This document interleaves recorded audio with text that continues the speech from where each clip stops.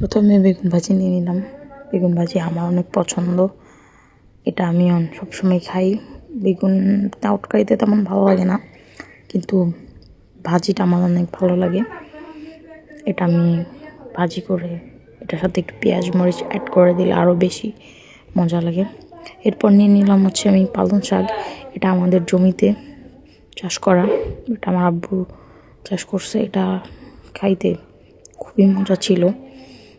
তো পালং শাক দিয়ে খাওয়া শেষ করে আমি এখন নিয়ে নিলাম হচ্ছে ডিম আলুর ঝোল, যেটা নতুন আলু দিয়ে এই প্রথম করলো।